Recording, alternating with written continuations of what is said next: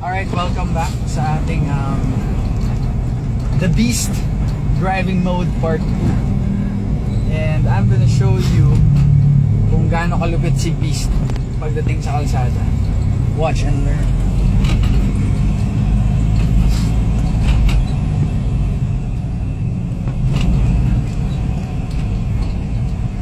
So, ang gagawin po natin, simple lang, no?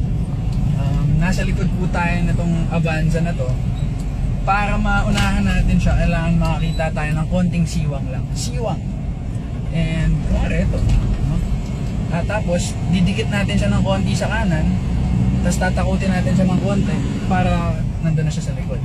Now, kapag tuloy-tuloy, pwede naman nating i-diretso pa dito. Ang importante lang, no? Dapat lagi tayong nauuna. So, pagdating sa mga traffic na ganito, tas kakaliwa lahat, syempre, may mga pulis dyan. So, igigit-git natin ng konti para makakaliwa tayo. Pero magsistay tayo sa outermost lane. Just to make sure na smooth yung tatakbuhan natin. And then, make sure na lagi kang tumitingin ahead. So huwag mong titingnan yung nasa harap masyado kasi hindi mo naman alam kung magta-traffic ba dun sa lane niya. So in this case, medyo maluwag dun sa kaliwa pero nasa kanan tayo, no? So lilipat tayo sa may kaliwa banda. And medyo nagta-traffic, katulad nga ng sinasabi ko, pag traffic, wala kang magagawa kundi maghintay. Right? So after natin malampasan ng traffic na to, we'll be right back. So nakalusot na tayo sa traffic and we're back. Hanapin natin ang pinakamabilis na paraan para makatawid dito. Now, pag sinabi nating beast mode, as in beast mode talaga. Pero walang walang nagpo-provoke kay Beast ngayon. So, medyo peaceful driving si Beast. Pero once na may nag-cut, katulad nito, di ba? Hindi siya pwedeng umuna kay Beast. Hanggang doon lang siya sa likod. Kahit Pajero pa siya. No? So, hanggang dyan lang siya. Susunod sila. And, medyo traffic ulit. So, ang gagawin natin, lalampasan muna natin tong traffic na to.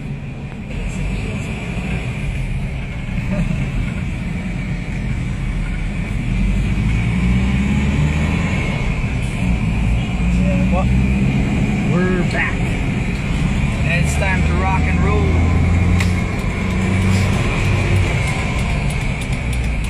Inunahan tayo. Yun, ibig sabihin pinrovoke na tayo. Nakita niyo yung TXS na yun? Gigit-gitin natin yan nang malugit kasi hindi niya tayo pinagbigyan.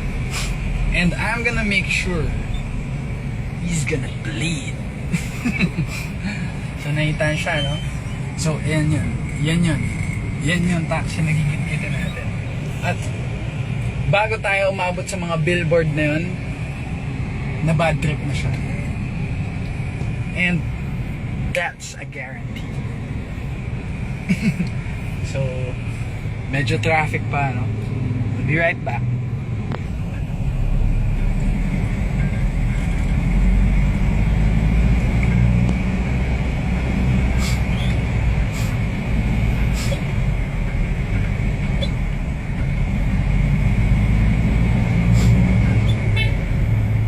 So, yun. Naano sila? Naharangan sila. Papasok natin dito.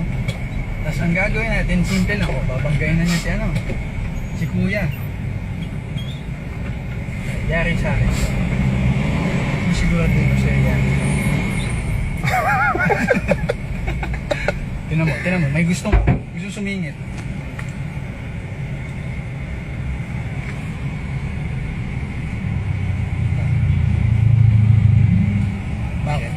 Bakit?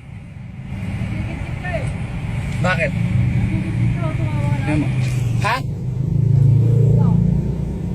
Bakit? May problema ka? Nagigit-git na nga. Eh, nagigit-gita naman tayo. May problema ka? Ano ba problema gusto mo? Ikaw, anong problema gusto mo? Ikaw bumababa eh. Inano ko lang to kasi nanggigit ka, tumama Ay, ka di ka sa mirror, di mo gilid. nakita eh. Eh, di dyan ka sa gilid. Tumama ka sa mirror, di mo nakita, diretso ka lang eh. Madrive damage?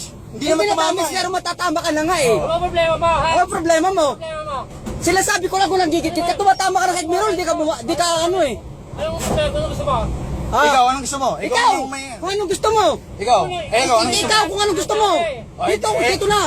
Gusto kong git-git Hindi nga, ka. kung Hindi ano, na dyan ka tumama sa ka na gilid. nga, di ka pa umihinto, diretso ka lang. Oh. Ano ba gusto mong problema dito?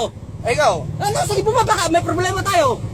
may problema ka? Oo! Anong problema mo? Ikaw kung anong gusto mo. Palabasin natin kung anong problema mo. Ay, hindi, ikaw nga eh. Ikaw nga tinatanong ko kung may Matapag ka, problema. tumama ka lang, di ka pa rin Ikaw nga kung may eh. problema. May problema ka ako. Wala akong problema. Ako, nakagit-git lang ako. Kaya nga eh. Nagigit-gitan tayo eh. O, ano? Ayos ka. Maayos ako. Ikaw lang wala sa ayos. Ikaw ang matapang. Putang ina! Oh, mura po lang hinamo rin. Paluin ko ka na to. Ano gusto mo?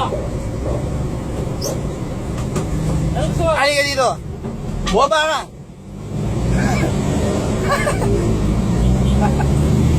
So, ganun po magalit si Beast, no? So, nakita niyo po kung gaano kainit yung ulo nila. Di ba? Tapos, simpleng-simple lang. Lagi tayong cool. Kaya, hanggang dun lang sila. Pag sumunod sila, yari sila sa akin.